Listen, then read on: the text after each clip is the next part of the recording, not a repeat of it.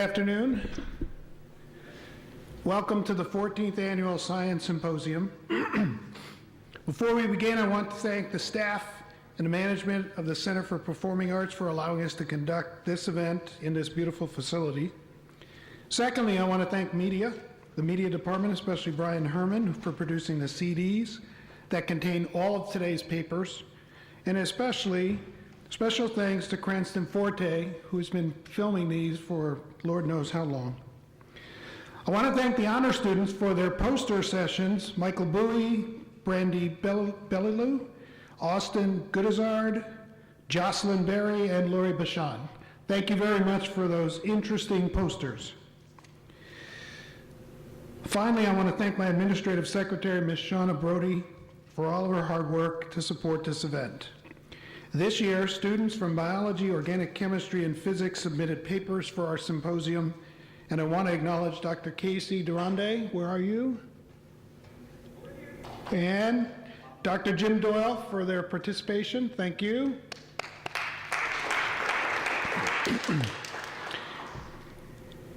Each contributor was responsible for researching and writing their paper.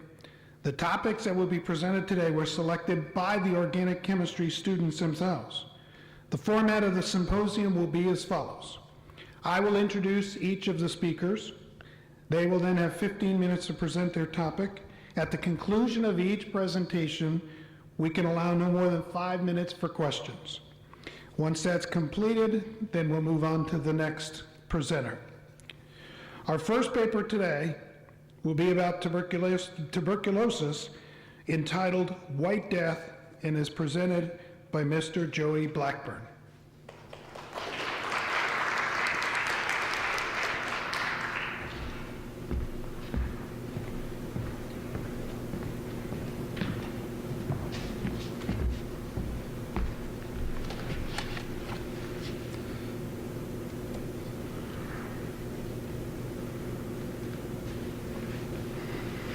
If fueled by AIDS, lack of health services, poverty, and the emergence of drug-resistant strains, the White Death is making an unwelcome comeback.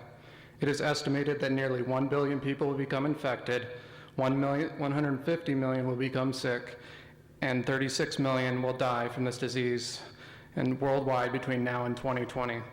Now let's begin our journey with today's word, tuberculosis. These are the faces of TB. The number of TB patients is continuously on the rise on a pandemic level, and this is especially true in countries rich with HIV-positive patients. Medical procedures and vaccines for this debilitating disease have not changed in years. The only diagnostic tools are archaic and do not even allow for efficient detection. Tuberculosis is a treatable disease with acute symptoms, an extensive and arduous treatment process caused by an entity that cannot even be seen with the naked eye, and yet has the capability of becoming drug-resistant very easily. A cure stands out there, my friends, but the execution is a bit elusive. Take 1 day off treatment and it could mean an even longer, more intense treatment plan with more medications and typically yielding to death. Today I will give a synopsis of tuberculosis, the topics that revolve around this debilitating disease, and a few fun facts along the way.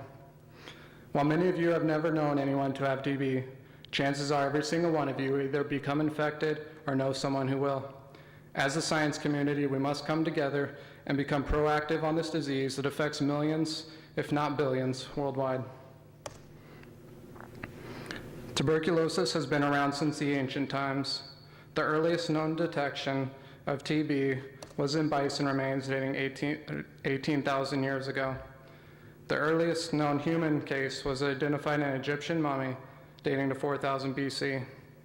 The first physician to identify TB was Ibn Sina in 1020 AD when it was written thoroughly about in the Canon of Medicine. He diagnosed it as a contagious disease and used the method of quarantine in order to limit the spread. This deadly disease was not dubbed tuberculosis until 1839 by J.L. Schonlein. Mycobacterium tuberculosis was identified and described by German physician Dr. Robert Koch on March 24, 1882. After the introduction of antibiotics, it appeared that tuberculosis was a thing of the past and could possibly be eradicated worldwide until the evolution of HIV/AIDS came to be in the 1980s. Tuberculosis has gone by several names, but the most common before the disease was classified was consumption, because it seemed that patients were consuming themselves from the inside with a bloody cough, fever, and pallor. Other names included phthisis, white death, and the white plague. Mycobacterium tuberculosis, or MTB, is a non-motile, rod-shaped obligate aerobe bacteria, which is why it thrives in tissues with high oxygen content, such as the lungs. MTB divides very slowly at a rate of once every 16 to 20 hours. Compare this to Escherichia coli, which divides at a rate of once every 20 minutes. This is the primary reason on why patients must take antibiotics for almost a year. This bacterium is very hardy and that is resistant to weak disinfectants and can survive in a dry state for weeks.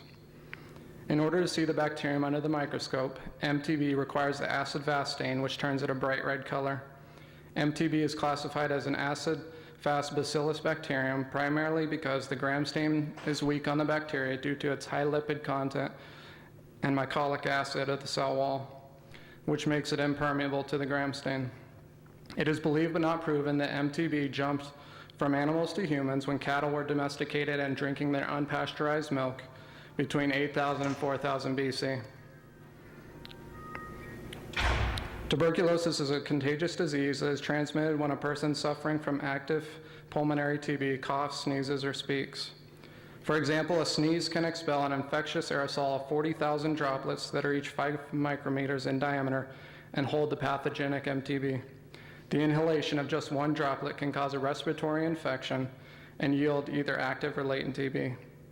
Prolonged intense or frequent contact with someone who has TB increases his or her rate of contracting the disease. An average person with active and untreated TB typically infects 10 to 15 people a year.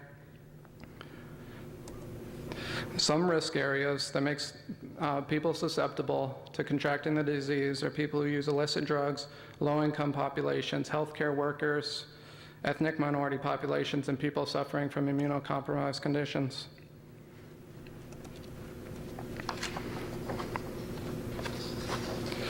The infection begins when the Mycobacterium tuberculosis reaches the alveoli in the lungs, where the immune system's macrophages wall off the bacilli, which these provide for a thick, waxy coat called tubercles and then can lie dormant for years in a latent phase. Sometimes the immune defenses fail, and TB bacteria will begin to attack macrophages and replicate inside them, known as secondary tuberculosis or reactivation TB. Over time, the centers will liquefy and break down through a granulose wall. The breakthrough of bacteria can result in pneumonia and spread to other organ systems of the body. In many patients, the infection is an ebb and flow process. Necrosis and tissue destruction are offset by healing and fibrosis. Some of the signs and symptoms of active pulmonary tuberculosis patients are a cough that lasts 3 or more weeks that may produce a thick, cloudy, and sometimes bloody sputum from the lungs, unattended weight loss, chills, night sweats, fever, malaise, fatigue, pallor, rapid heartbeat, loss of appetite, among others. Now, when a patient has developed the aforementioned symptoms, then a pulmonologist needs to run tests and diagnose the patient. The diagnosis can be done in several ways, including a complete medical examination, a physical examination, a skin test, chest x-rays, and analysis of the sputum. Tuberculosis is a very difficult disease to diagnose and needs several tools to confirm the active infection. The most common diagnostic tool to whether a patient is infected with Mycobacterium tuberculosis is called the Mantoux tuberculin skin test. A 0.1 ml of tuberculin purified protein derivative is injected into the inner surface of the forearm. A positive reaction would yield a palpable, hard, red, and raised area at the injection site, while no reaction at the injection site means a negative test for TB. A positive skin test is dependent on 2 factors: the measurement in millimeters of the induration and the patient's risk of becoming infected. The unpleasant entity about the Mantoux test is that it often yields in false positive and false negative results. Now, if a patient tests positive for TB, then further tests are necessary to confirm the infection and see whether it is in the active stage. Further tests include chest x-rays and and culture tests. The X-ray will show white spots where the immune system has walled off the bacteria and may show fibrosis and calcification in the lungs. Culture tests are evaluated where the sputum is tested for tuberculosis, and if positive for MTB, then it is tested on by antibiotics to see whether it will respond to treatment. Depending on which antibiotics work the best, will determine which medications are to be prescribed to the patient. Not everyone who becomes infected with Mycobacterium tuberculosis becomes ill. Two conditions result from these circumstances. A latent TB infection exists when a tuberculosis patient, when tuberculosis in the body does not make the patient sick. The latent TB patient has a skin test result of a positive TB infection, a normal chest X-ray, and a negative sputum test. The bacteria in the body are alive but inactive and cannot spread to others. A latent TB patient should still seek treatment to try and prevent the active TB from developing. A patient with active tuberculosis has a positive skin test indicating a tubercular infection, abnormal chest X-ray, and/or positive smear or culture. The patient is contagious and has the ability to spread the pathogen to others. The patient will show the signs and symptoms, as previously mentioned, and will need a rigorous course of antibiotics as treatment for up to a year. Now, once the pulmonary tuberculosis has been diagnosed, then the doctor will prescribe a series of medications. It is essential that all the medications be taken over the course of the treatment. Typically, patients take medications for 6 to 12 months to completely destroy the bacteria. The length of treatment and exact drugs depends on if the patient has active or latent TB, their age, their overall health, and results from the test completed by the doctor. There are 4 main types of medications that are prescribed as first-line defense for pulmonary tuberculosis patients. They are isoniazid, rifampin, ethambutol, and pyrazinamide. Side effects of TB medications are not common, but when they do, they cause grave illness. Side effects include fever, jaundice, blurred vision, color blindness, nausea, vomiting, and severe liver disease, among others. Some doctors and clinics have used a program called Direct Observed Therapy Short Course, or DOTS for short. And DOTS, a nurse or other healthcare professional, administers the medication on a daily basis to make sure the patient completes the full course of treatment. Treatment with appropriate antibiotics will typically cure patients of their disease as long as they stick to the daily regimen. Isoniazid is used as a first-line defense medication to prevent and treat a TB infection. The mechanism of action occurs when the INH inhibits the synthesis of mycolic acids, an essential component of the bacterial cell wall. INH is chemically known as isonicotinol hydrazine or isonicotinic acid hydrazine. It has an empirical formula of C6H7N3O and has a molecular weight of 137.14 grams per mole. This molecule has a heterocyclic ring, 2 amine groups, and a carbonyl as substituents. Typical dosage is a 300 milligram daily in a single dose, and in cases of latent TB patients, doctors recommend a preventative drug therapy to destroy dormant bacteria that may become active in the future. Treatment typically is daily dosage of isoniazid for 6 to 9 months. Now, rifampin is used in the initial treatment and retreatment of pulmonary tuberculosis. It must be used in conjunction with at least one other TB drug. Rifampin capsules are semi-synthetic antibiotic derivative of rifamycin that come in 300 milligram capsules for a recommended 600 milligram daily oral administration. The mechanism of action is that the drug inhibits DNA-dependent RNA polymerase activity in susceptible cells. Has an empirical formula of C43H58N4012 and a molar mass of 822.94 grams per mole. Rifampin has alcohol, methyl, amine groups, carbonyls, benzene rings, chiral carbons, and enantiomers in its extremely large molecule. Rifampin has a scientific chemical name of 3,4-methyl-1-piperazonyl aminomethyl rifamycin, and its IUPAC name is about 10 times longer. The emergence of drug-resistant TB has become an ever-increasing problem over the last 3 decades, primarily due to poor patient compliance in HIV patients. Drug resistance is caused by inconsistent or partial treatment when patients do not take all their medications because they feel better or doctors prescribe the wrong medications. Multi-drug resistant, or MDR TB, is referred to as when organisms are resistant to at least two of the first-line drugs in isoniazid and rifampin. MDR TB is generally treatable or requires extensive chemotherapy for up to 2 years and second-line antibiotics, which are more expensive and have harsher side effects than the first-line antibiotics do. MDR TB is estimated to cost as much as $1.5 million per patient in direct medical expenses and productivity losses. XDR TB, extensively drug resistant, is a strain of TB that is resistant to first and second-line drugs. XDR is resistant to isoniazid, rifampin, any fluoroquinolone, and at least one of the second-line injectables. XDR is twice as expensive as MDR, has even more side effects, and the patient is most likely to die. XDR is rare in the world and is primarily seen in Southeast Asia, Sub-Saharan Africa, and the Soviet Union. Successful outcome depends on the extent of the drug resistance, severity of tuberculosis, and whether the patient's immune system is already under distress. The emergence of XDR-TB has led to concerns that there may be one day an extreme pandemic in which patients contract a virtually untreatable tuberculosis disease. There's a vaccine called Bacille Calmette-Guerin, or BCG. It's a vaccine that is given to patients around the world, especially in developing countries, in order to try and prevent TB.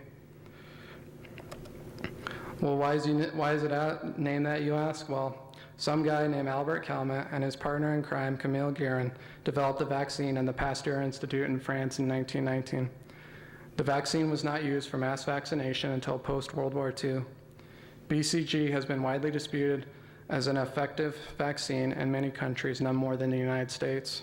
BCG often causes confusion among test administrators as showing false positive results for tuberculosis.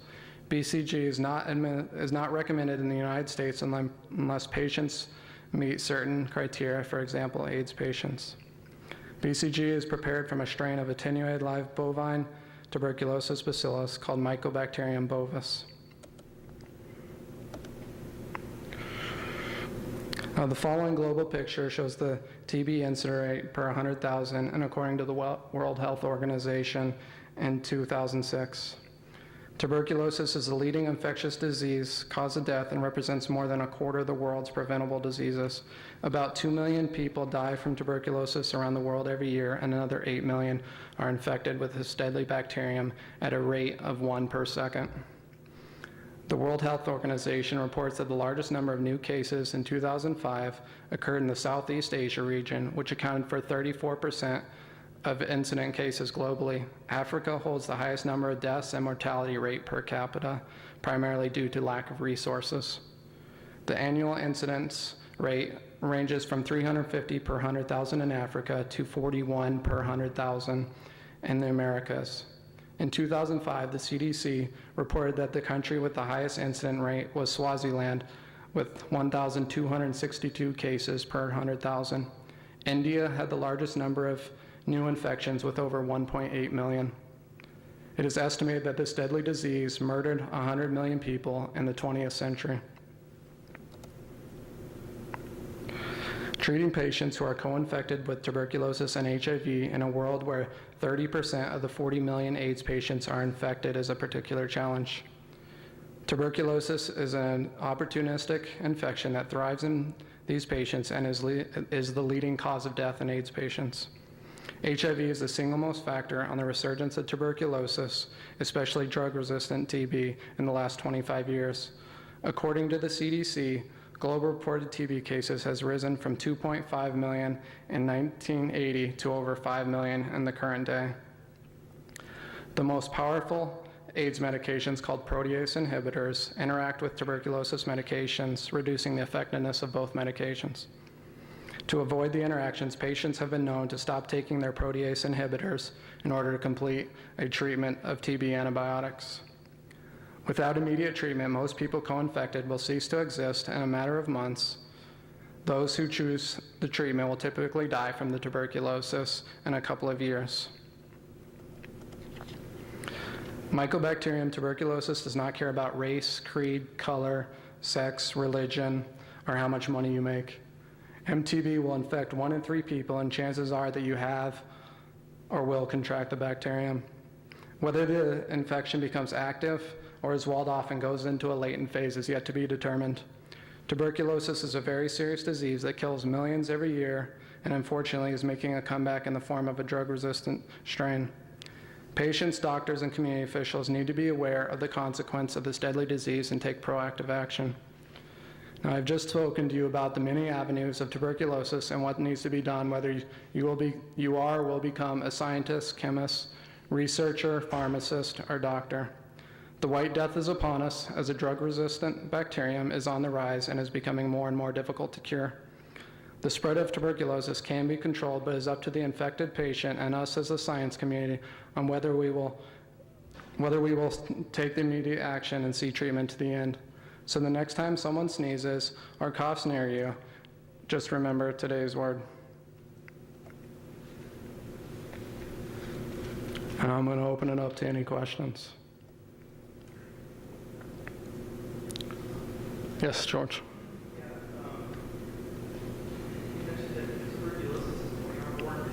Yes. So is there an increase of occurrences of tuberculosis in high population density areas such as Yeah, the more frequent contact you have with patients if you work with them or if you live with them. But if you're just like passing by, chances are that you won't have it. It's usually the ones that have the extended contact with the patients who have tuberculosis are the ones that contract the disease, like their children. I watched a documentary about South America and HIV, or not HIV, but tuberculosis in South America. And this mother had tuberculosis, and her, kid was crying every day because he couldn't even hug his mother, because she had tuberculosis, and he couldn't even live with her because, of fear that he will contract it also. Yes. Any other questions? Oh. All right, thank you very much.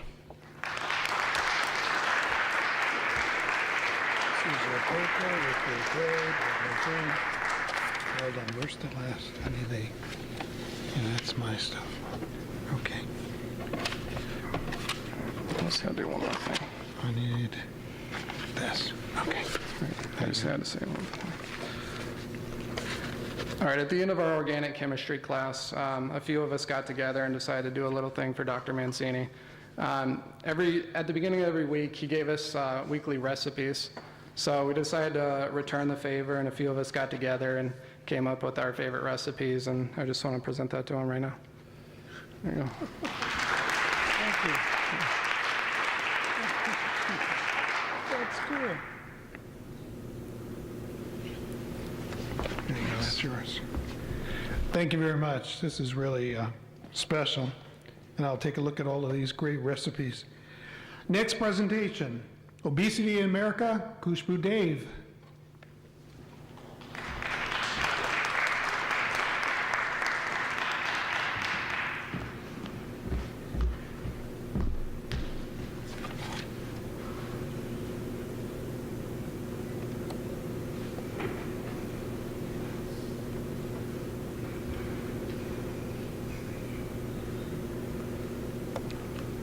Hello everyone, and thanks to Dr. Mancini who gave me this opportunity.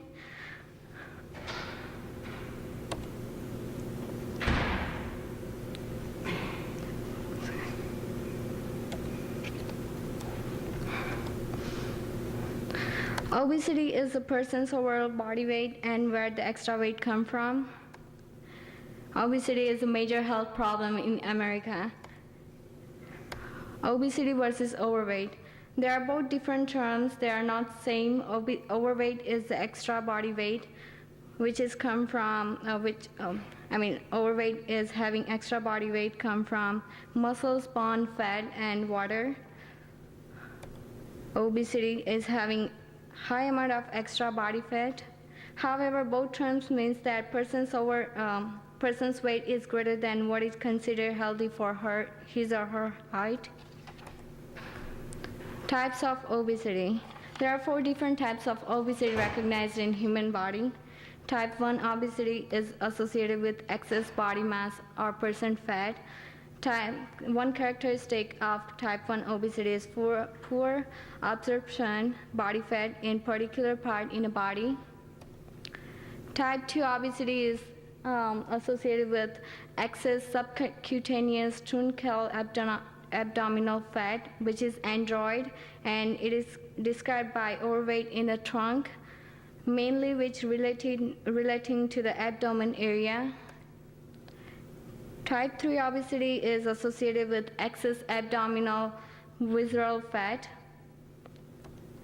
The characteristic of type 3 obesity is an extreme overweight in abdominal area where relating to a viscous area and can called by abdominal visceral obesity. Type 4 obesity is associated with excess gluteofemoral fat, which is genoid. Statistic. According to the National Health and Nutrition Examination Survey 2003-2004, for children and teens in female, overweight and obesity highest for the non-Hispanic blacks, which is 23%, Mexican Americans, which is 16%, non-Hispanic whites, which is 14%. In male, Mexican Americans, which is highest, is 22%, non-Hispanic whites, which is 17%, and non-Hispanic black, which is 16%. For adults, in women, the highest obesity and overweight is in non-Hispanic black women, which is 82%, Mexican American women, which is 75%, and non-Hispanic white women, which is 58%. In men, the highest overweight and obesity are highest for the Mexican American men, which is 76%, non-Hispanic white men, which is 71%, and non-Hispanic black men, which is 69%. Symptoms and diagnosis. Here are some symptoms that you can tell if you are obese or overweight. If you see extra fat around the waist, then you know that you are at the risk of obesity. Facial features often appear disproportionate. Adiposity, which is fat cell. Here is a picture of yellow adipose tissue, and adipose tissue appeared in the breast region in boys. Then large abdomen, which is white or purple marks. They are sometimes present on human body. Early puberty. Puberty may occur early, which is individual become physiological capable for sexual reproduction. BMI, body mass index. You can calculate BMI to know if you have overweight, normal weight, or obesity. And here is the equation for BMI is weight in pounds times 703 divided by height in inches square. And if you have BMI is less than 18.5, then you are underweight. Your BMI is 18.5 to 24.9, then you have normal weight. And your BMI is 25 to 29.9, then you have overweight. And your BMI is 30 or greater, then you have obesity. Here is the body mass index, and this is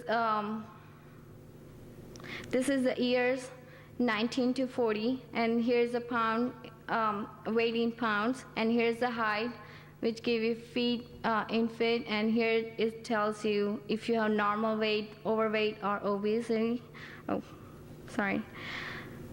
Suppose you have 5 feet and 3, your height is 5 feet and 3 inches, and you're 21 years old, then you should have 118 pounds. And if you have more than that, then you know that you have obesity. Causes. There are some factors which cause obesity. Excessive nutrient. Most researchers have concluded that combination of excessive nutrient intake and sedentary lifestyle are the main cause for the rapid acceleration of obesity in Western society in last quarter of 20th century. Exogenous obesity, which is caused specifically by overeating. Some inactive lifestyle issues may influence obesity include insufficient sleep, endocrine disruptor, decreased rate of smoking and pregnancy at a later age. And here's some medicines which cause gain weight. Is prednisone, amitriptyline, and gabapentin.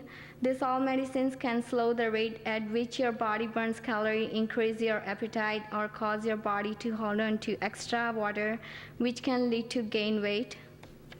And here's the description for medicine. Prednisone is a synthetic corticosteroid drug that is usually taken orally but can be delivered by intramuscular injection. And here's the chemical structure for this drug, and this is the chemical, this is a nomenclature we learned in organic chemistry class. And the chemical formula for this drug is C21H26O5, and mass of moles is 358.428 grams per mole. Here's another drug, which is amitriptyline, and the brand name is Elavil. Sorry. This drug is a tricyclic antidepressant drug. It is approved most commonly for the treatment of depression, and this is the chemical structure of this drug, and this is the nomenclature. The chemical formula is C20H23N, and the mass of moles is 277.403 grams per mole. Here is another drug, is gabapentin, and the brand name is Neurontin. And this medicine is originally developed for the treatment of epilepsy, which is chronic neurological disorder. And here's the chemical structure for this drug. This is the nomenclature, and the chemical formula is C9H17NO2, and the mass of moles is 171.237 grams per mole. What are the health risks of obesity? Here is all disease you can get if you have obesity. It's heart disease, high blood pressure, brain hemorrhage, type 2 diabetes, cancer, and sleep apnea. Treatment and prevention. Obesity also could be treated by low-calorie diet, and for women it's 1,000 to 1,200, and for men it's 1,200 to 1,600 calories per day. Planning healthy food and limiting in food can also prevent obesity. Physical activity is the most important thing if you want to prevent the obesity or if you want to lose your weight. Nutrition is for 24 hours recall. In childhood, obesity or overweight is prevented by asking doctor or nutritionist for 24 hours recall. This is a tool that doctors give you all information about the food intake, mean use of sugar, breakfast routine, and what type of food you need to eat. Weight loss medicine. FDA Food Drug Association approved some medicines which are used for obese and overweight people. People who have 30 or more BMI can use the weight loss medicine. It is also beneficial for 27 or greater BMI and heart risk patients. Treatment and prevention, and here's the all medicines. Sibutramine, and the brand name is Meridia. And this drug helps to send a message to your brain to control the appetite. And here's the nomenclature. Here is the structure for this drug, and the nomenclature is here. And the chemical formula is C17H26CLN, and the mass of moles is 279.85 grams per mole. This medicine makes your blood pressure and pulse high, so high blood pressure patients should not take this medicine. Here's other medicine, which is Orlistate, and the brand name is Xenical. And this medicine does not let the body absorb as many fats, calories, vitamins A, D, E, and K. This drug has many side effects like diarrhea, and this is the structure for this drug. Here's the nomenclature, and chemical formula for this drug is C29H53NO5, and mass of moles is 495.735 grams per mole. If you do not have any option or choice after medicines and your BMI is 40 or greater, then surgery is the only one option to lose your weight. Here's the one surgery, is vertical banded gastroplasty, which is also known as stomach stapling. And this is how it works. Band and staples are used to create a small stomach pouch, which is here. This is a small stomach pouch, and here is the band and staples. And here is a 1 centimeter hole. In bottom of the pouch is approximately 1 centimeter hole through which pouch contents can flow into remainder of the stomach. The pouch limits the amount of food a patient can eat at one time and slow passage of the food. Stomach stapling is more effective when combined with a malabsorptive technique. And here's another surgery. It's a Roux-en-Y gastric bypass surgery. In this surgery, stomach is made smaller by creating a small pouch at the top of the stomach using surgical staples and plastic bands. This smaller stomach is connected directly to the middle portion of the small intestine, bypassing rest of the stomach and upper portion of the small intestine. This surgery may cause dumping syndrome. This occurs when food moves too quickly through the stomach and intestines. It causes weakness, sweating, and possibly diarrhea soon after eating. So the increased consumption of fast food and sedentary lifestyle appear to be major factors for obesity and overweight. So prevention of obesity should receive high priority. Thank you. Any question?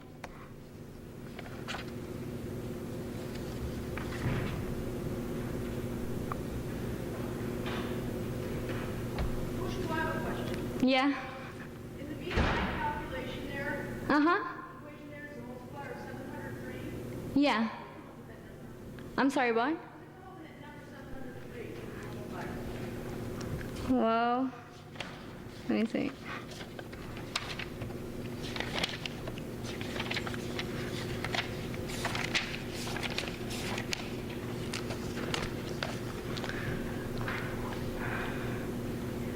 Well, my focus was on only the equation, not the, like, I don't know why they get 703. Yeah. Yep. Is that it? Thank you. Can you just take that up? Okay, just, Yeah. and just give it there.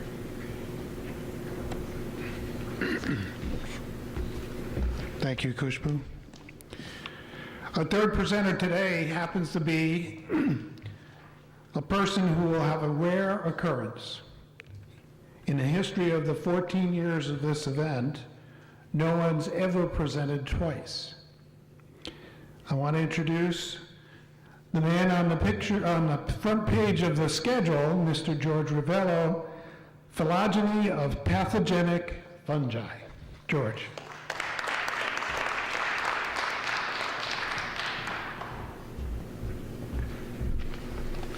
Oh, thank you, Dr. Mancini. Let me get this set up here real quick. That looks like me. Okay, first I wanted to say thanks to Dr. Doyle. I did this as an honors project for Bio 182 last semester, and instead of just writing an honors paper, we used software tools to analyze DNA. And if you know Dr. Doyle, he is someone who strives relentlessly for perfection, and he definitely brought the best out of me. He pushed me hard on this project, and I learned a lot as a result, so I wanted to give proper credit before I get started. What is this project? What am I doing? Fungal phylogeny is basically showing ancestral relationships graphically. That's what a phylogenetic tree is. And what I did was I picked 10 selected fungi. Some of them were pathogenic. And then I collected DNA data and then ran them through software tools to show how they're related in an evolutionary way. So there's kind of two parts to this project. The first part is I'm going to go through each of the pathogenic fungi and give you a little bit of patho. That's the medicine part. The second part is I'm going to show you how I did the DNA analysis, the software tools that I used, and give you a general idea of how you would use these tools. I'm not going to get too in-depth because I don't want to put people to sleep, but I want to give you an overview of what I did with the software tools. Okay, so let me give you an introduction. First of all, let me define a few terms. A pathogen is a disease-causing agent. Most of you know about rhinovirus, HIV, strep throat, but pathogenic fungi could be thrush, this is a picture of thrush, dermatitis on the face caused by fungus, infection of a nail plate. I'm sorry for all the gross pictures, but it's medicine, and then last you see athlete's foot, which is caused by tinea.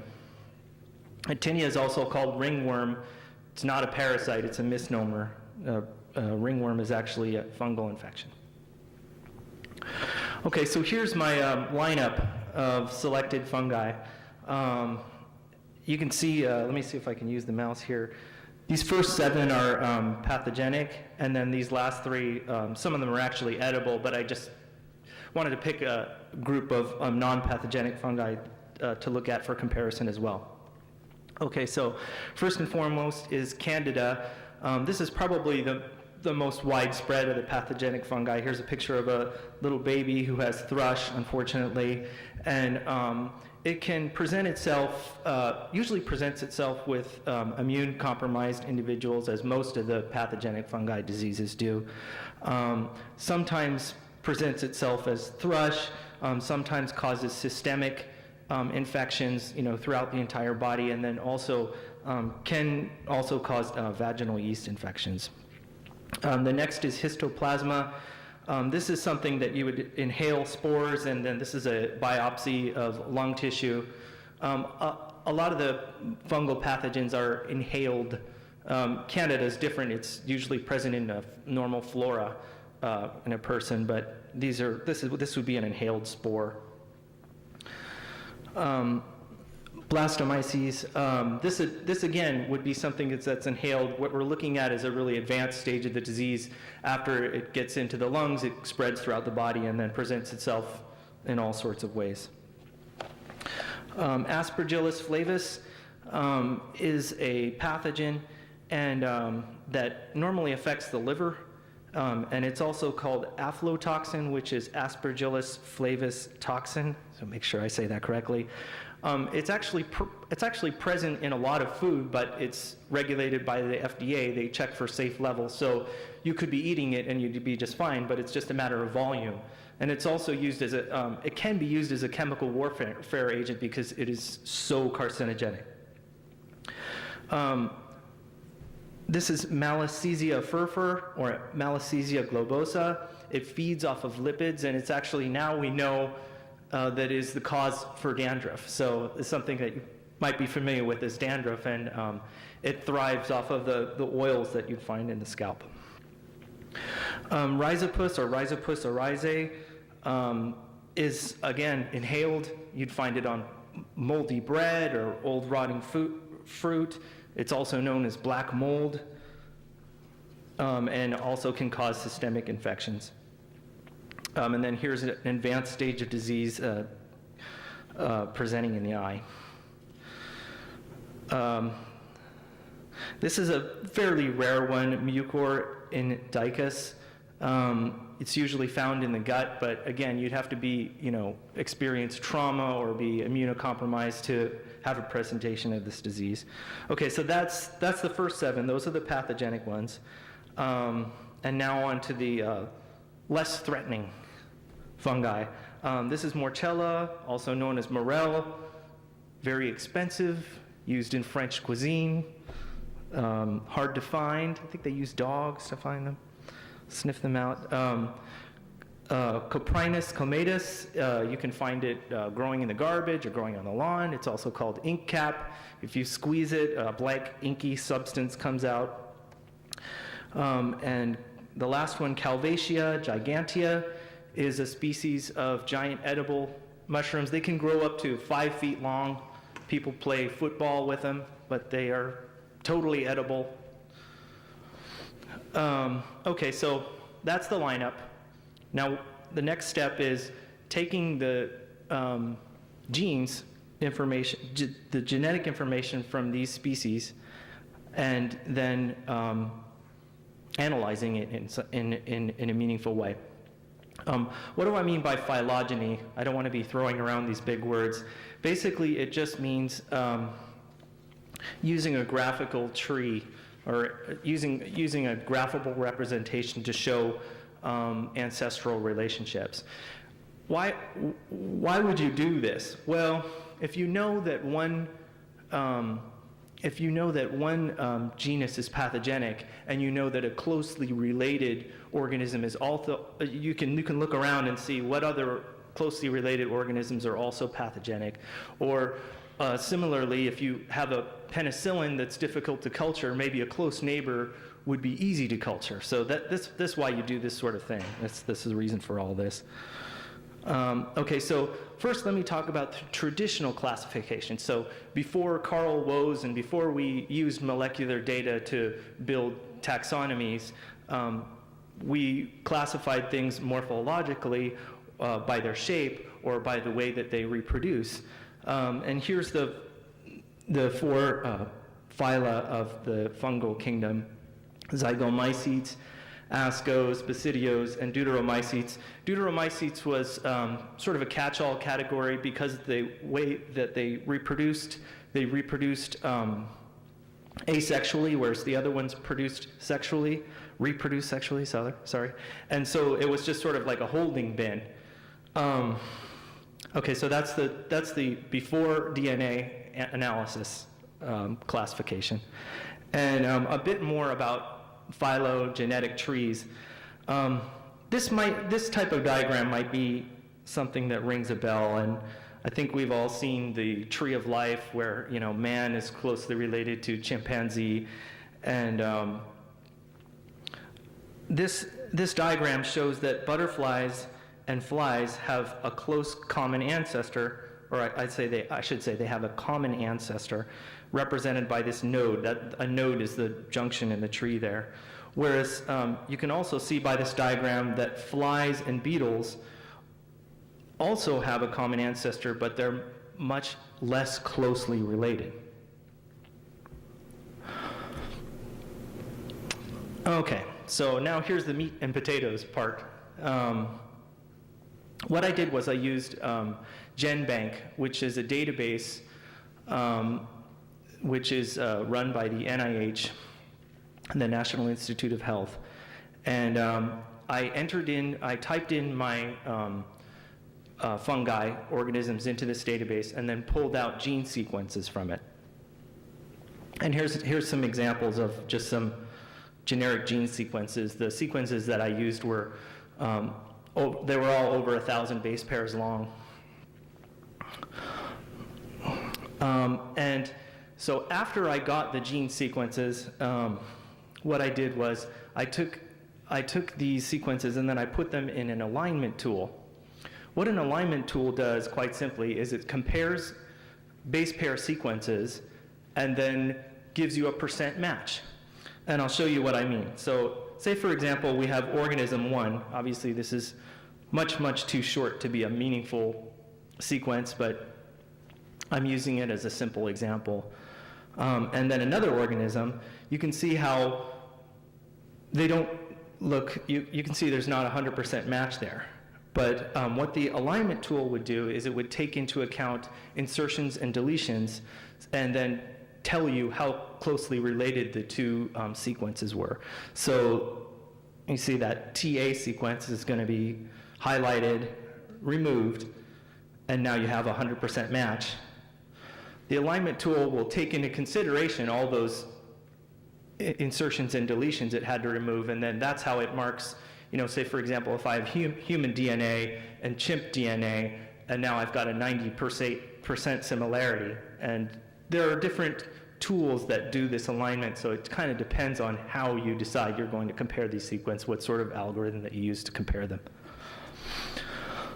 Okay, and just a little bit, real brief, there are 20,000 genes you could pick in any given organism, but to get some meaningful data, you want to pick sequences that don't change too fast and don't change too slow. And based off of the research that I did, reading other people who wrote papers on the same sort of thing, they used these sequences, and the nuclear large subunit ribosomal DNA, the RNA polymerase II, and the mitochondrial DNA all are great for comparing different species because it changes so slowly. But the internal transcribe spacer gene sequence worked out really good for me. There were 2 of them that I used, and those actually have a faster rate of mutation, and they're great for comparing closely related organisms, and ultimately that's what I used to make my phylogenetic tree. And this is sort of the culmination of all my work that I did. What you're looking at here is a tree that was generated by a software tool that analyzed all the gene sequences of all the organisms that I just showed you. This just uses the ITS1 and ITS2 gene sequences. And it shows you, at the bottom, I've got color-coded the traditional classification of the fungi. And you can see they pretty closely correlate to what folks originally had thought to classify these as. So that's about it. Yep. So does anybody have any questions? Oh yeah, I did want to show you one more thing. To actually generate the tree, here's my data file that I used, and so I showed some simple sequences in my demonstration, but this is the real deal. These are the gene sequences that I pulled out of GenBank database, and then this was a data file that I made. This is the actual data file that I used and fed this into the alignment tool, and then that alignment tool spit out that graphical tree that I just showed you. So that's that.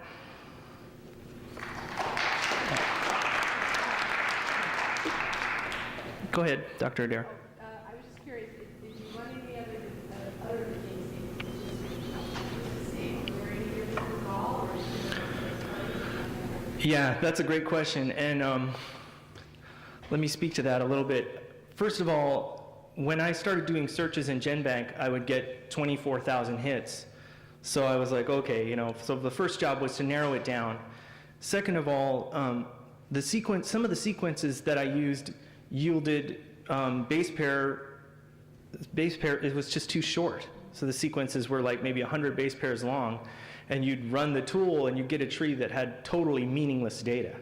So the real challenge was, what gene sequences can I use that gives me data that makes some kind of sense? And I guess that begs the question, how do you know that the tree that you made is meaningful at all?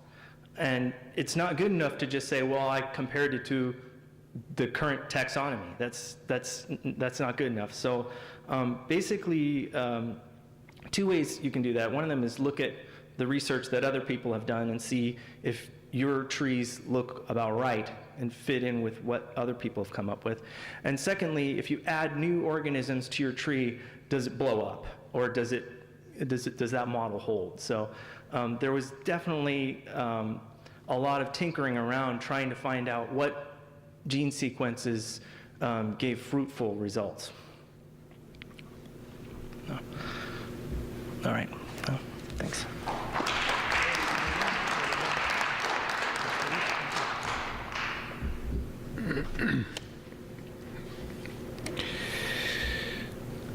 Now we're going to move on to the R-rated version of our program today. Our next presenter, Mr. Ricardo Hernandez, is going to talk about Viagra, Cialis, Levitra, the new sexual revolution. Ricardo Hernandez.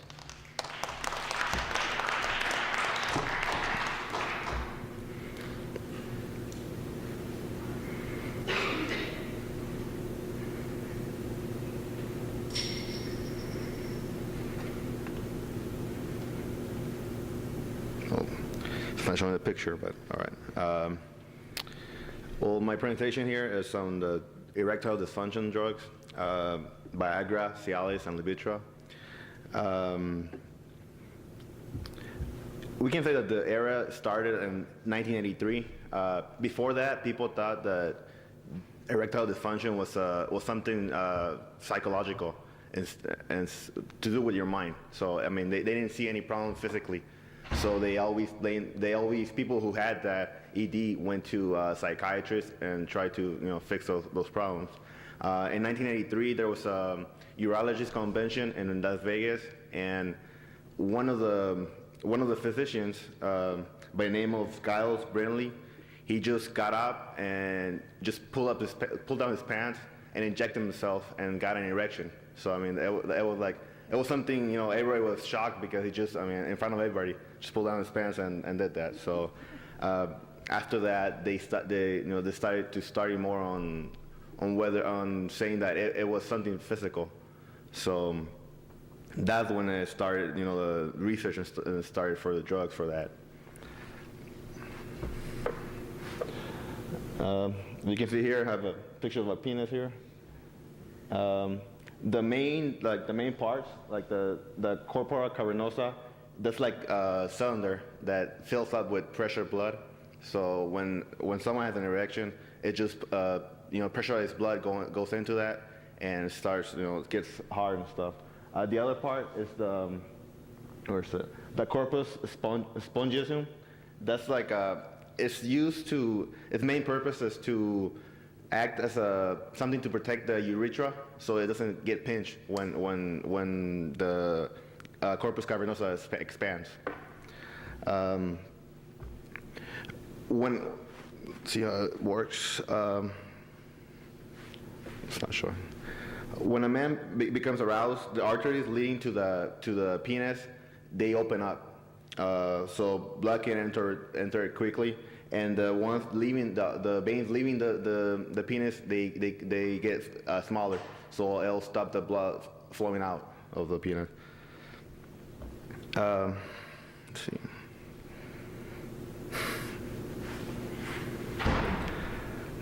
All right, all three drugs work the same. The chemical process of it's when the erection, there's nitric acid that's released inside the corpus cavernosa. Nitric acid binds to the receptors of the enzyme guanylate cyclase, which results in increased levels of cGMP, which is they're like molecules that lead to smooth muscle relaxation, which makes the arteries going into the penis bigger, so there'll be more blood flowing in. The drugs, Levitra, Cialis, and Viagra, they're known as PDE5 inhibitors. They act as a competitive binding agent for the cGMPs, which degrade not the cGMPs. Where is it? Yeah, the type 5, the PDE5. They bind to the cGMPs and degrade them. So if you have less cGMPs, then you don't have a smooth muscle relaxation, which doesn't help you with your erection. Pfizer was the company that created Viagra. It was first created as a high blood pressure medicine, and they started to see that the one side effect was an erection, and they thought, they decided that they will make more money making an ED drug instead of a hard drug. So that's why they started marketing it for ED. It was approved by the FDA on March 27, 1998. Here we see, some of the pictures you don't see, but the way it works is all the three drugs are similar to the cGMP, which is why they act as inhibitors, because they compete in the process they compete, so that's how they work. Now Viagra, a pill is you can get them for like $10 a pill. And they're used more like a recreation drug. Like people that don't need it use it, and it's getting more popular. I mean, you've seen so many commercials that, I mean, anybody you ask and you say the word Viagra, they already know what it is for. Some side effects, you know, headache, sneezing, blurred vision. But even after all those side effects, people still try it even though they don't need it. So that's how it works. Any questions? If it started out blood pressure or medication, to raise blood pressure or to lower blood To lower blood pressure. lower, then if it happens when the person takes Viagra, it's going to affect the rest of your system. Yeah, it also affects your heart and stuff. And it was the erection was a side effect, so it was mainly for the heart. And then now they sell it's Viagra, and the other one's Rivasio, which is the drug for the heart. It's the same thing. It's just they name it differently, drug, and it's on a lower dose. I think it comes in a 25 milligrams, 50 milligrams, and 100 milligrams. So the one for the heart is just 25 milligrams. So, any other questions?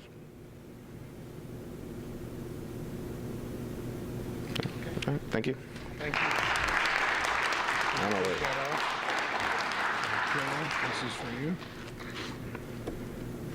I don't know the pictures of words.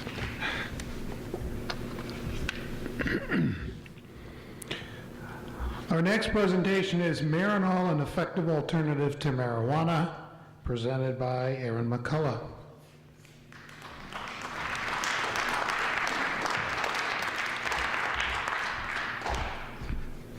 Good afternoon, students and faculty. How's everybody doing today?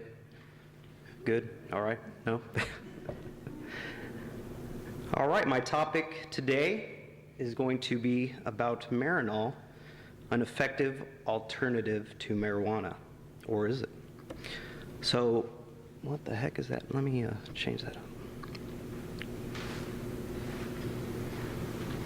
So let me go ahead and get a show of hands. How many people here smoke marijuana or do? No, I'm just joking. Keep your hands down. We don't need to know that. Marinol was created. Let's see. Let me go ahead and start with an overview. Some of the topics I'm going to be discussing today was going to be general information about the drug. Go over a description of what Marinol does and how it affects the body. Chemical formula and structure.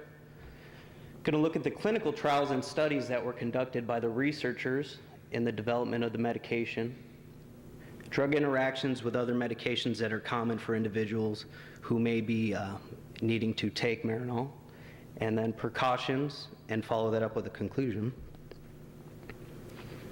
So what we have here is a picture of the Marinol.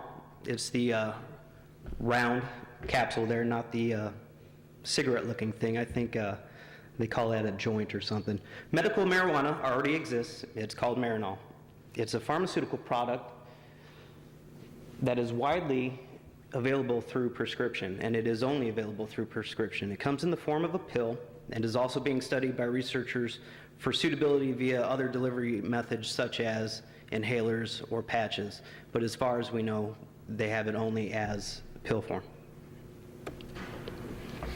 The active ingredient in the Marinol is the synthetic THC, tetrahydrocannabinol, which has been found to relieve the nausea and vomiting associated with chemotherapy patients for individuals who have cancer. And then the THC has also been found to stimulate loss of appetite with AIDS patients. The THC that's found in marijuana is what is responsible for what people like to call the munchies when they go on their Taco Bell run, I suppose. I don't know. So, unlike smoked marijuana, which contains more than 400 different chemicals, including most of the hazardous chemicals found in tobacco smoke, Marinol has been studied and approved by the FDA back in 1985. It is the only, the FDA really only approves drugs after rigorous scientific testing and studies to make sure that it's not going to affect the public. I think after the 1906 Public Safety Act or Food Act. So to date, there's really no FDA-approved medication that can be smoked. For one thing, smoking is going to be a poor way to administer a drug safely. It's hard to regulate the dose, and also it produces harmful carcinogens as well as chemicals that are byproducts that can also lead to other health problems that you may need to seek medical attention for. So now let's go ahead and talk about Marinol and give a little description of it.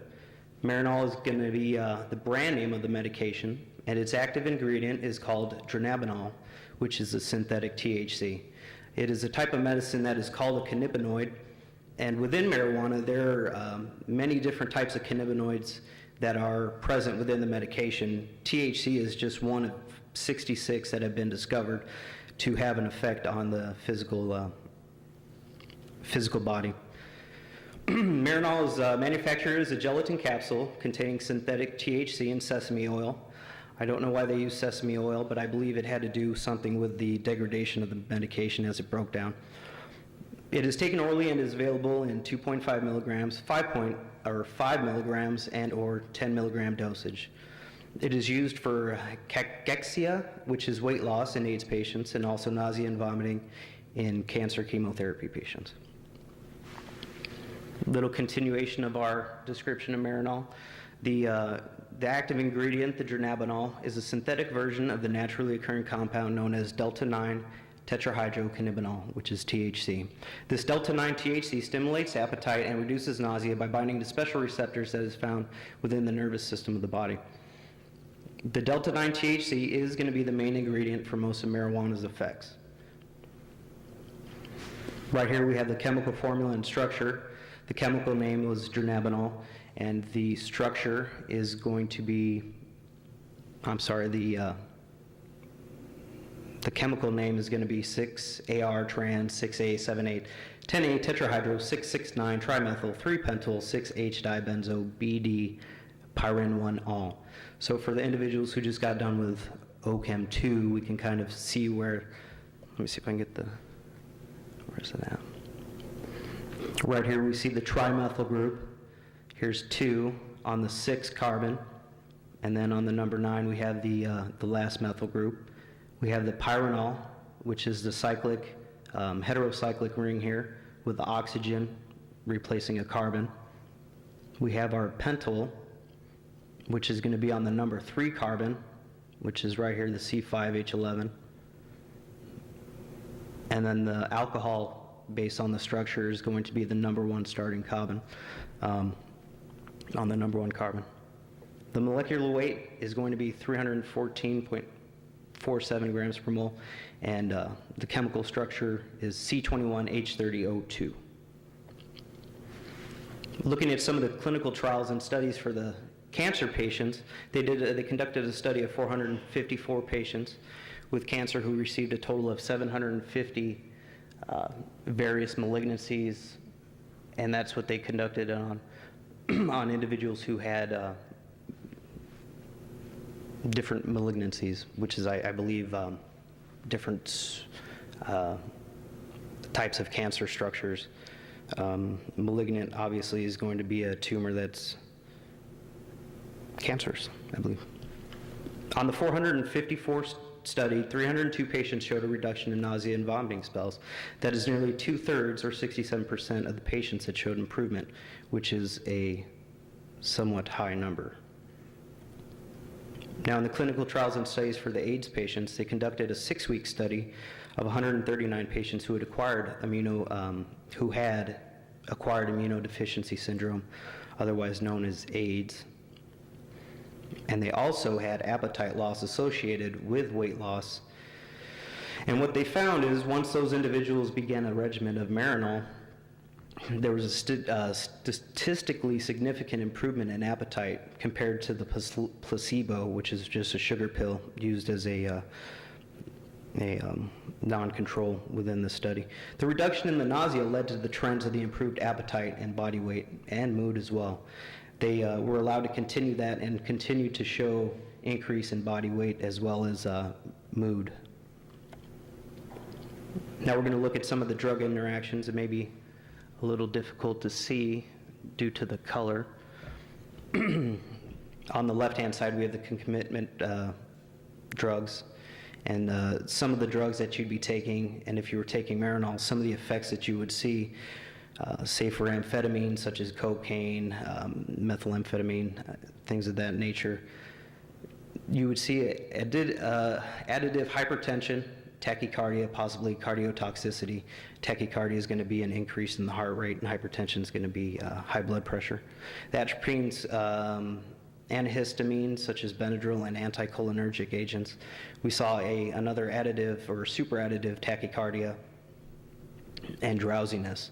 Amitriptylines, amoxicillins, desmoprins, and other tricyclic antidepressants showed another tachycardia, hypertension, and drowsiness. So we're kind of seeing a standard kind of a thing. Now with barbiturates, there was a little bit different. The benzodiazepines, ethanol lithiums, things like that nature, muscle relaxants, things for anxiety.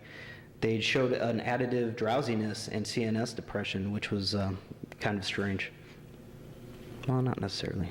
Some of the other medications that they analyzed was disulfiram, fluoxetine, antipyrine, and theophylline. And those are the effects that they had on that. One that was pretty interesting was the fluoxetine. They studied and found a 20-year-old female with depression and bulimia receiving 20 milligrams per day of fluoxetine for 4 weeks became hypomanic after smoking marijuana. The symptoms resolved after 4 days, so basically they were almost in a catatonic state and not really doing too much. So some of the warnings and precautions with Marinol, you always see those at the end of the drug commercials that say do not take this if you have all these numbers of things, and like other drugs, it does too. Users of Marinol should be specifically warned not to drive, operate machinery, or engage in any hazardous activity until it is established how they would respond to the medication. Obviously, you're going to want to assess the risk and benefits ratio when taking Marinol. If you find that you're not receiving any benefits, then there's no need to continue on the medication or the treatment plan. For individuals who have cardiac disorders, occasional hypotension, possible hypertension, and tachycardia, you just want to go ahead and monitor them as when they are taking the Marinol. And any patients who have a history of substance abuse, including alcohol abuse or dependency, should be monitored to the possibility of dependency and abuse of the drug. Multiple substance abuses are common in marijuana, which contains the same active ingredient or active compound that is frequently abused substance. So now, with the FDA and the government, they tend to categorize medications on their level of abuse.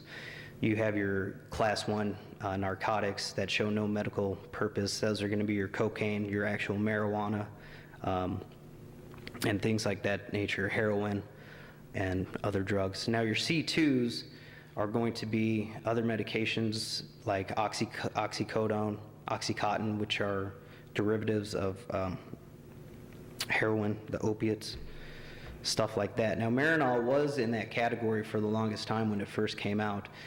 They showed that it had a somewhat high level of substance abuse or risk of addictiveness.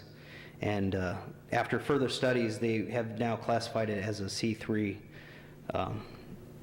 medication, which means it still has the possibility of being addictive, but not as great as the other medication. Some of the warnings and precautions continued. Marinol should be used with patients in receiving concomitant therapy with sedatives, hypnotics, or other psychoactive drugs because of the potential for additive or synergistic CNS effects. It just means an enhancement of overall central nervous system effects. Patients using Marinol should be advised of possible changes in mood and other adverse behavioral effects of the drug so as to avoid panic in the event of such manifestations. Patients should remain under the supervision of a responsible adult during the initial use of Marinol and following dosage adjustments. I found that one kind of not necessarily strange, but kind of funny. You know, you're gonna have to find somebody to almost babysit you, and to make sure that you don't get out of whack when you're taking this medication, which is kind of strange. Any patients that are diagnosed with mania, depression, or schizophrenia should also be carefully monitored to the possibility of Marinol exacerbating these illnesses. So in conclusion, overall, the drug Marinol has been shown to help the unfortunate individuals who are battling with AIDS and as well as cancer. Through the continued research of other drugs like Marinol, we will hopefully be able to discover other ways to eliminate the harmfulness associated with smoking marijuana and give beneficial relief to other diseases. I do, however, believe that marijuana, though not legal, should be an alternative treatment for those who do not see any type of relief from using Marinol. Unfortunately, the FDA and government see it a different way, but there are still activists today that are out there lobbying for the approval of marijuana as a legitimate aid for certain diseases. Any questions at all? Yes, Kathy. I know it's, my understanding that marijuana is more expensive, but how does that compare to like soap and the other medications? Oh, it's more. You're talking about like a promethazine, something like that, phenergan, something for nausea? Okay. Zofran's going to be a little pricey too, but they do have a generic for it on dansterone. Comes in 4 milligram, 5 milligram, orally dissolved tablets. It's not going to be as much, but depending on, it's always dependent on insurance. And if not, if you can't, if you don't have the insurance coverage, there's assistance out there that you can get to help pay for your medications through the actual Unimed that puts out Marinol. So it is more efficacious than the other two? Yes. Any other questions? But it's also, I'm sorry, it's also limited to your symptoms and what your diagnosis is. Individuals don't necessarily need it unless they are really, they have full-blown AIDS and are having, yeah, exactly. Not for somebody who's just got an upset stomach or something like that. So, any other questions at all? Okay, thank you.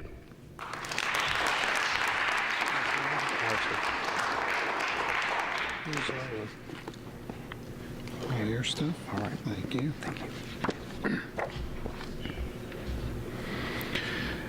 Our next presenter is Ms. Kathy Russell. She's going to talk about brain biochemistry and aging.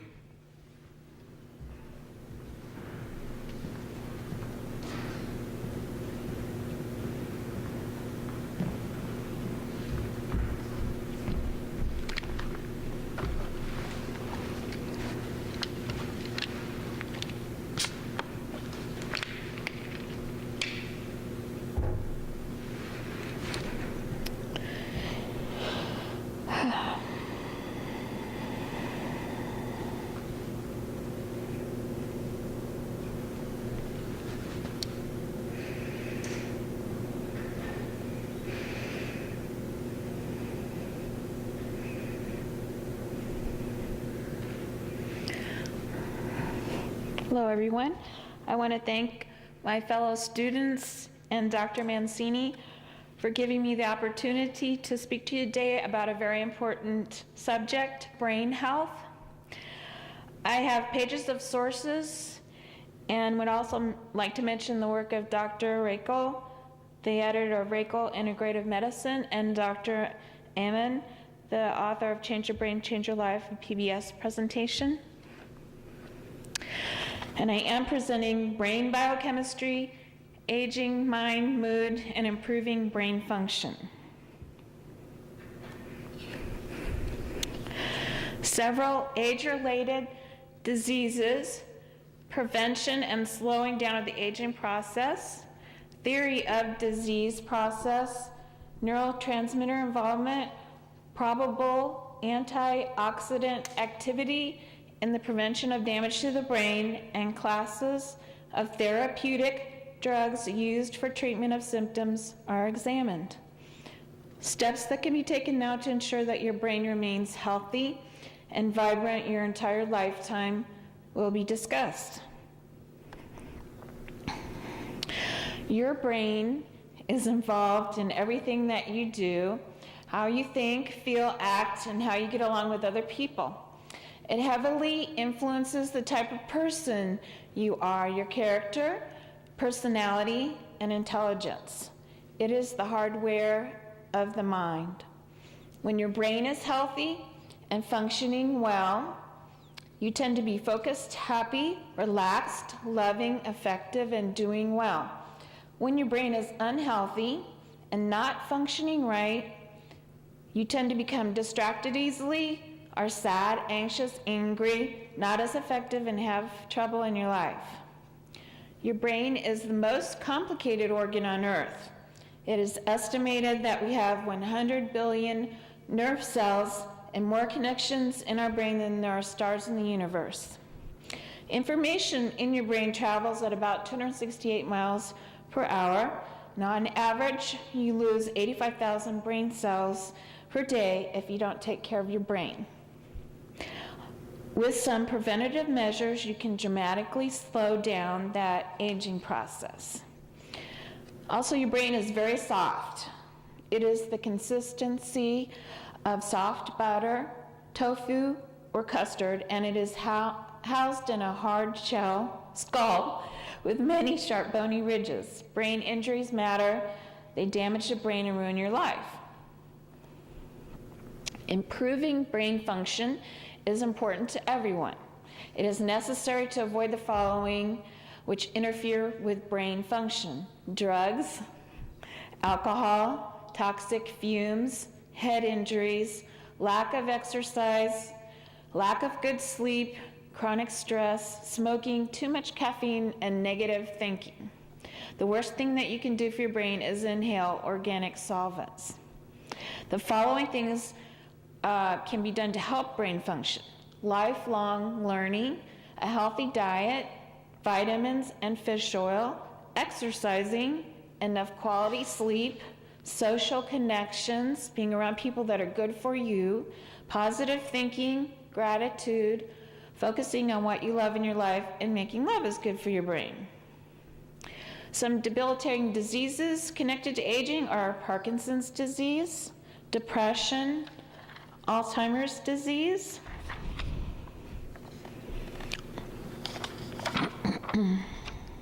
excuse me.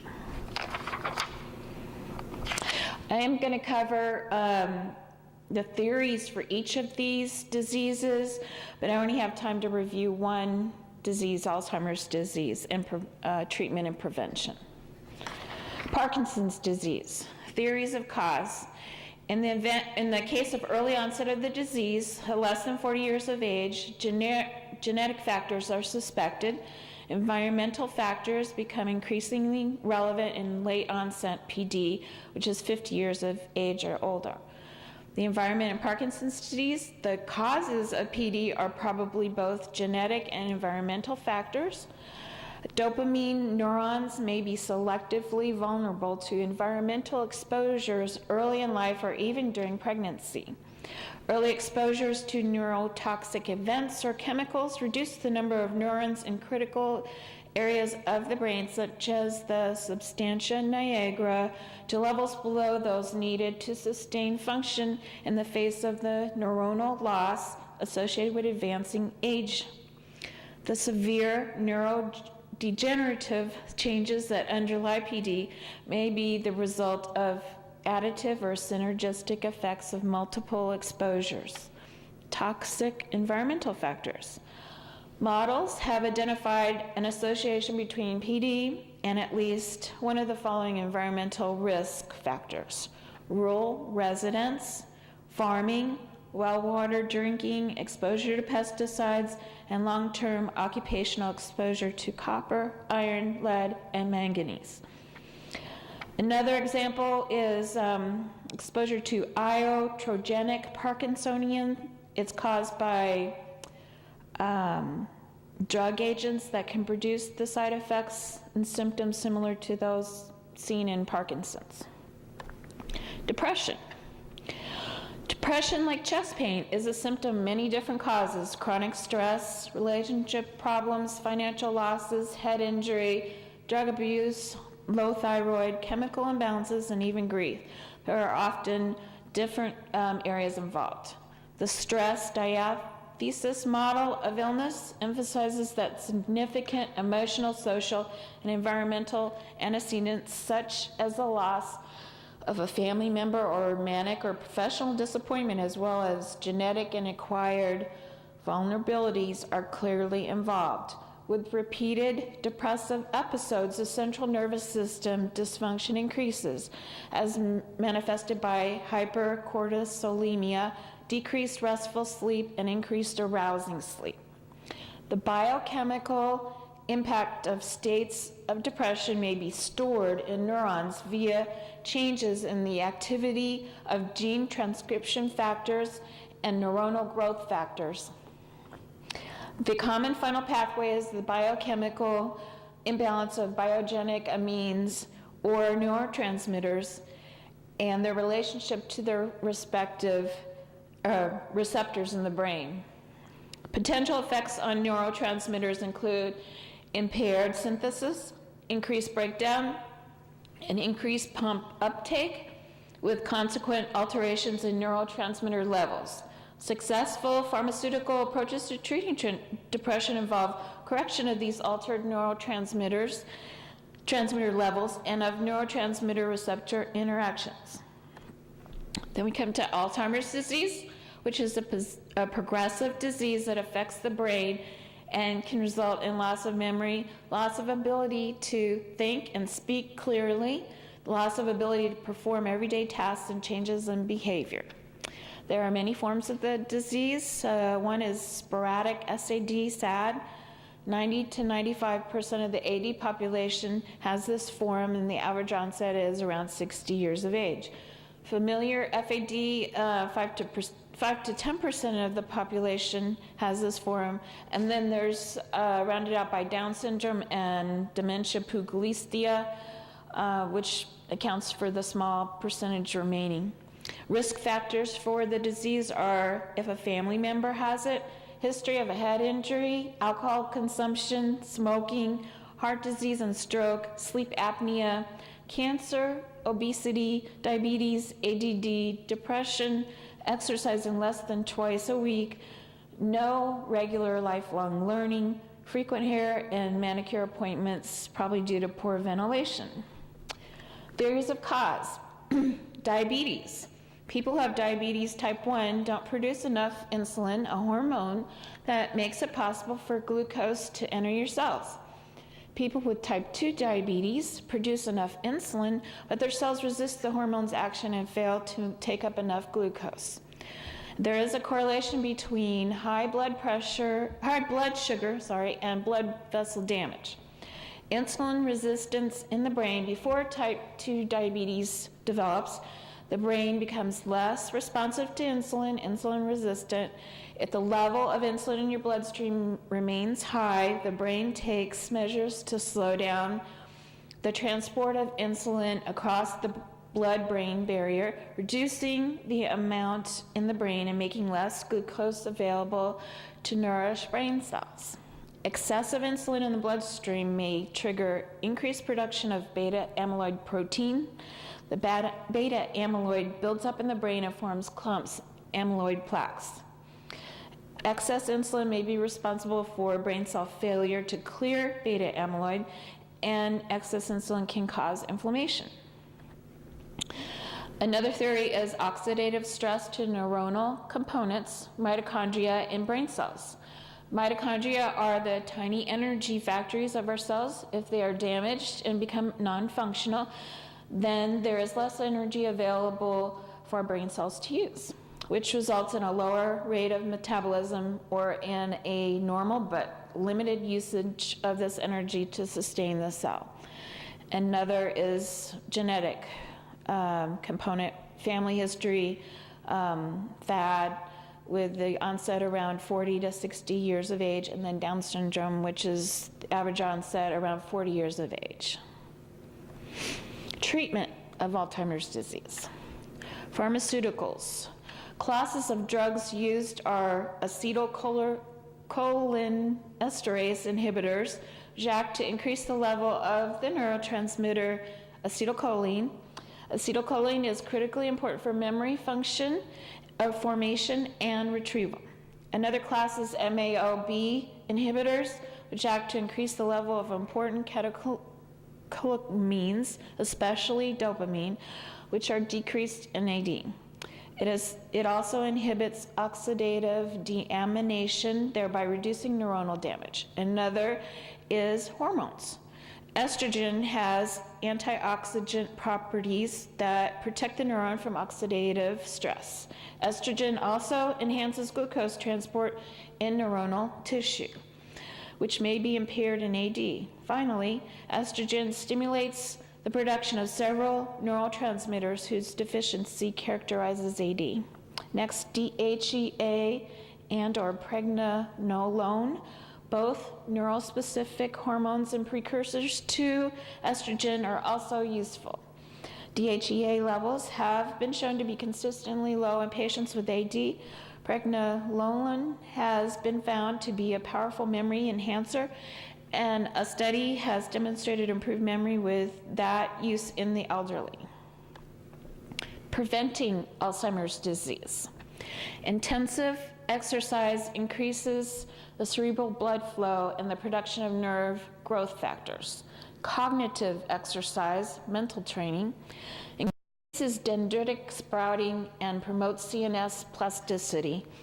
No stress, high levels of cortisol produce memory dysfunction. And some dietary supplements. Omega-3 fatty acids are essential for a healthy brain. The B vitamins, which are critical for neurotransmitter control and carbohydrate energy metabolism. CoQ10, coenzyme Q10, is a fat-soluble compound that serves as an antioxidant and a cofactor in many metabolic pathways. It is required for the synthesis of adenosine triphosphate by mitochondria.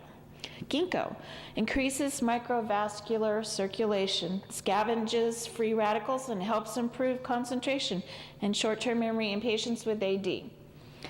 Phosphatidylserine is a negatively charged phospholipid that is located in cell membranes with unique properties that are important to neuronal cell functions. Huperzine A is a natural anticholinesterase inhibitor that comes from Chinese club moss. Optimizing brain function and delaying disease onset, protecting your brain. Hold on a minute.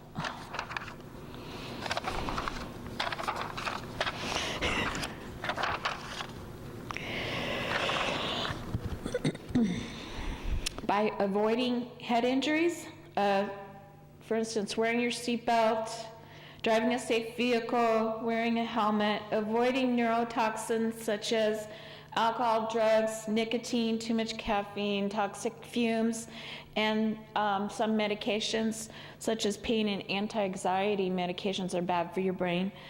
And make sure you get enough sleep.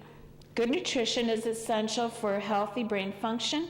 Lean protein, complex carbohydrates with a low glycemic index, no trans fats or decreased saturated fats, including healthy fats, especially omega-3 fatty acids. Your brain cell linings are made from these long-chain fatty acids, which you get from fish, avocado, walnuts, and water is essential. Dr. Amen recommends 12 brain foods: avocados, blueberries, red bell peppers, salmon, turkey, tuna, broccoli, oranges, oatmeal, spinach, green tea. People who drink green tea on a regular basis have a lower incidence of Alzheimer's disease. Walnuts, and also a multivitamin daily, and fish oil 1 to 2 grams every day. 60% of your brain by weight is fat. Optimizing brain function and delayed disease onset by learning something new. Just 15 minutes per day is all it takes to work your brain. When you learn something new, your brain actually makes a physical new connection. For this strategy to be effective, you need to learn things that are totally new and different for you. Exercise is the fountain of youth for your brain. The best exercises for the brain are aerobic and coordination exercises. People who exercise on a regular basis have better cognitive abilities.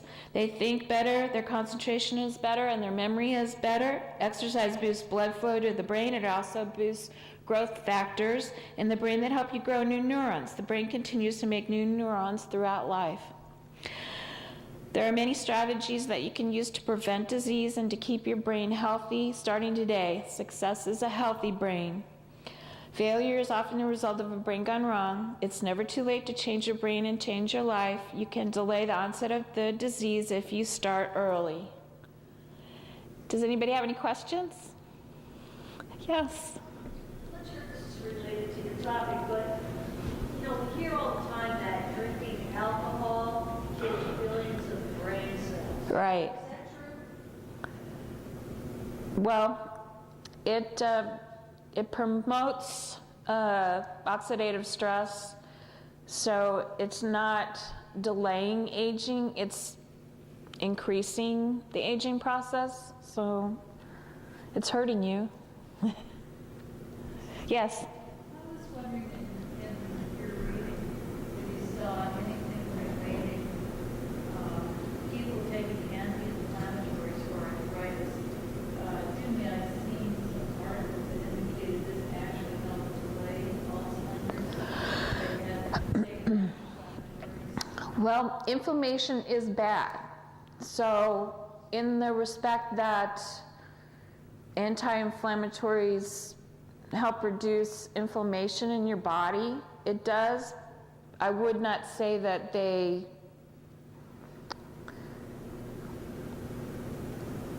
there isn't any, I didn't read any research related to that specific question, but I would think that it would be helpful, but it could also hurt because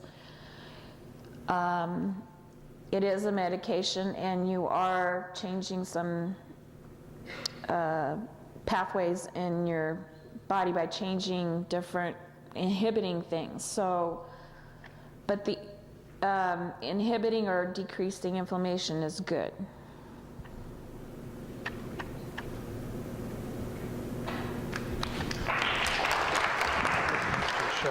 Oh, okay. Okay.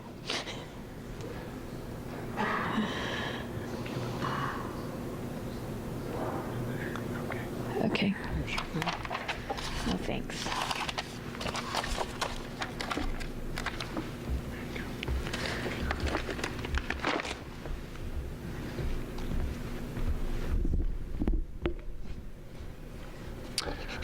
Last but not least, Sexual Pheromones in Consumer Products by Judy Nguyen.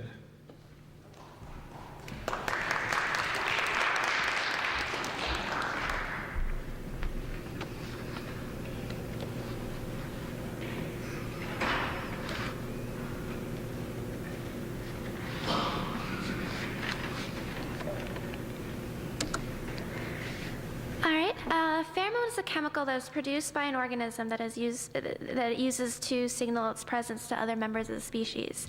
There are pheromones that affect several different behaviors. The pheromones that I'm focusing on are obviously sexual behavior pheromones. And then a bit of the history behind the research. The vermonasial organ was discovered by Ludwig Jacobson in 1813. At that point of time, not much was known about it. It was hidden behind a lot of cartilage and bone, so it was discovered more of the later of the organs in the nose.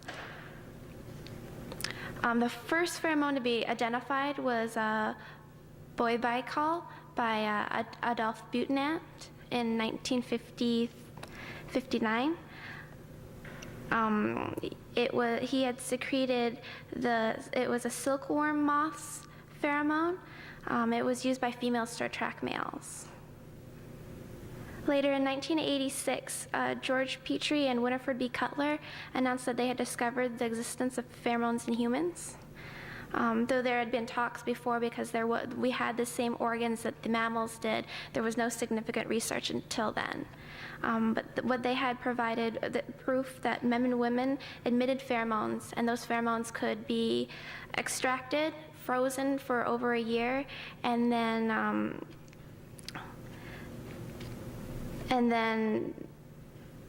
unfrozen and applied to the upper lip, and they would still have the same effects they would have had on the normally. The verminasial organ, also known as the Jacobson organ, it is an auxiliary olfactory sense organ that is found in many animals and humans. It develops from the nasal placode at the anterior edge of the neural plate.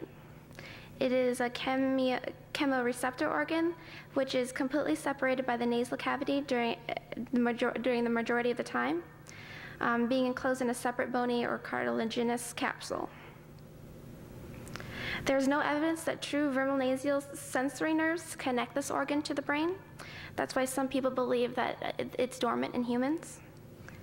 The location of the structure does suggest that if it's functional, it might be stimulated more by airborne chemicals than in stimuli dissolved in mucus like it does in the animal kingdom.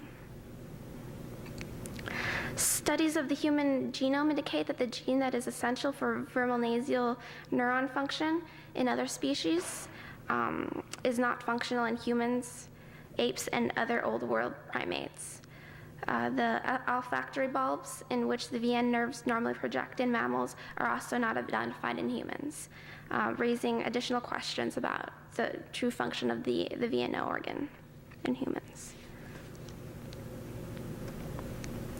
As for the pheromone products that are being sold today, when you research them, the very first thing that's probably going to show up is the pheromone products provided by the Athena Institute. They carried two pheromones products. One is pheromones 1013 for women to attract men, and 10X for men to attract women. They were actually developed by the Dr. Cutler, who is a part of the original discovery of human pheromones. Though on the website, there's not a lot of information on what exactly is in the ingredients of the products that she's selling. She states that the pheromones, they're duplicates of the actual pheromones that humans secrete. Right, from what I found, it's just purely sold online as of right now, along with other self-help books written by her as well.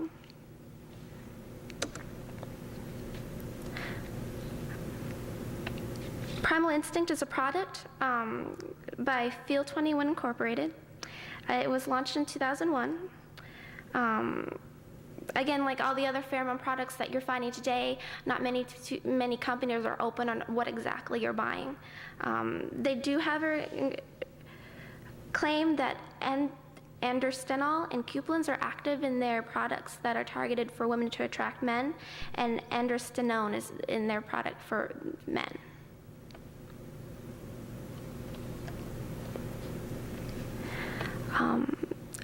Another product, Lure, is a spray cologne, more of a body spray, and they actually market a for her, for him, and a unisex version. What's unusual about this line of product is that normally all research right now proves that there are different pheromones that attract men than they would attract women. It's the reason why most companies have separate ones for each sex. As for the ingredients in all three of their products, they actually have the same pheromone, and that's androstenol. All right. All the last two previous products can be found in more adult sexually oriented stores. This one here is probably the latest of the pheromone products. It's actually promoted by a hair company, and it can be found in CVS and Walgreens. Got to be magnetic. The company has a licensing agreement with the Human Pheromone Services Incorporated, and then recently this year they started launching a hairstyling gel that has androstenone in it. They also have information on their website saying that since this was such a big seller, they're coming out with other hair products like shampoos and serum. As for the pheromones themselves, androstenediol has a musk-like odor. It is found in boar saliva and in small portions of human sweat glands. It's secreted in humans in the adrenal gland in systematic circulation in humans. The isomers of this molecule have a weaker odor, and then a derivative from it, alpha-androstenol, has a sandalwood-like aroma. Androstenone is present in male and female sweat. It's also found in boar saliva. The smell is described differently by different people. Some people will say that it smells like urine. Others will say it has more of a woody scent to it, more of a musky scent, and others have even described it as floral. Some people cannot smell it at first due to a gene. Those who, however, can't smell it when they're first introduced to it, if they're regularly around it, they'll develop a smell for it. Androstenedione is a derivative of the hormone testosterone, but it does not exhibit any known androgenic or anabolic effects. There's been research that's done that does say that it's known to to change a woman's mood, but there's no behavior effects that have been observed. This is commonly used in the pheromone fragrances that are targeted towards men. As for whether these products worked or not, there was a study conducted by 2020 ABC. What they had done is they had found 2 sets of twins, one set of female twins and one set of male twins. They gave one person of each set the actual Athena pheromones provided by Dr. Cutler, and then the other set of twins were given a placebo product. After 10 rounds of 10-minute speed dating, the female who was wearing the pheromones had 10 men who were interested in seeing her again, while her twin only had 5. And then the man who had the pheromone product on received 9 women who wanted to see him again, while his twin only had 6. ABC states that this is enough of a significant difference to say that pheromones do work. In another test, 2 women who worked in a men's apparel store were recruited and asked to use a pheromone product called Feridor. It was actually developed by a colleague of Dr. Cutler's. He states that his product promotes confidence in the woman and raises her attractiveness as well. So he proposed a study where he would record the sales results of these 2 saleswomen without the use of the product for 1 week, and then have them use the product for the next week and compare the sales results. In this experiment, however, there was no significant change in the sales results.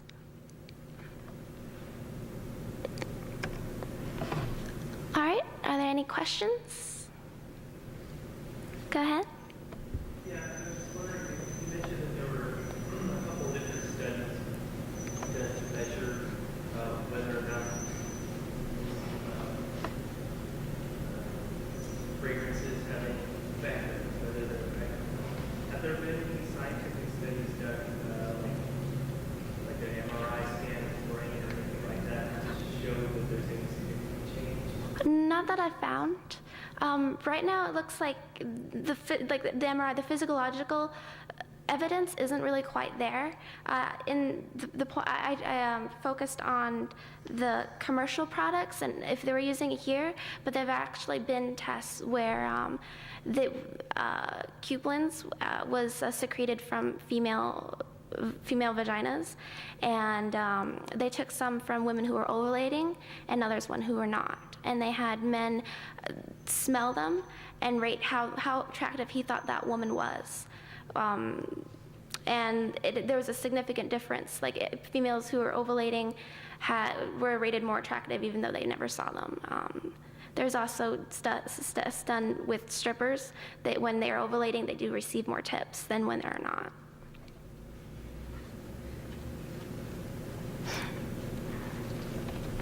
All right.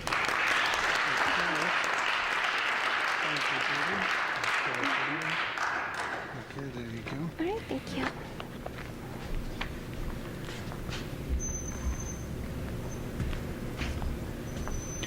The last thing we need to do together is for me to give back the papers corrected, your final exam grade, your final grade, and the CD of today's events.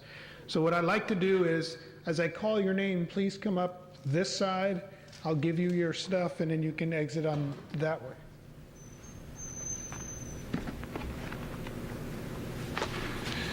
Devin, Bobby Brooks, Sarah Fields, Wes.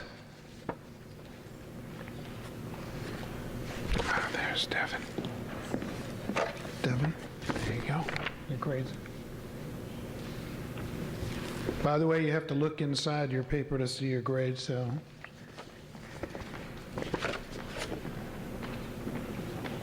Nita. Sarah, there you go. Wes. Kasoma. Amy.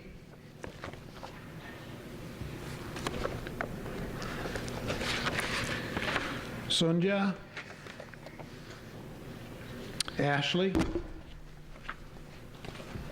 you go. Okay. Landon. Who's left? Sasha. Misty. Rachel.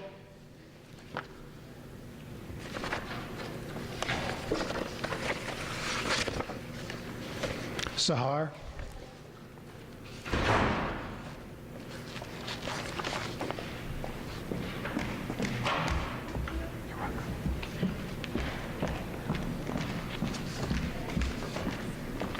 Dan.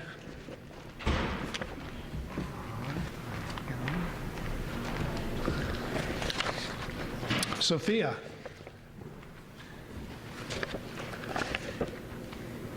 Jamshid. There you go, Dan. Thank you. Sophia. David. Look very nice. Will and Kelly.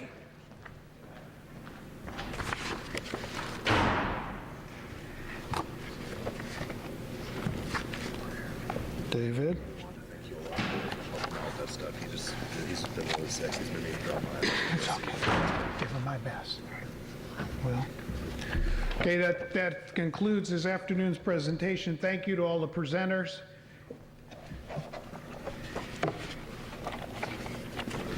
We're done.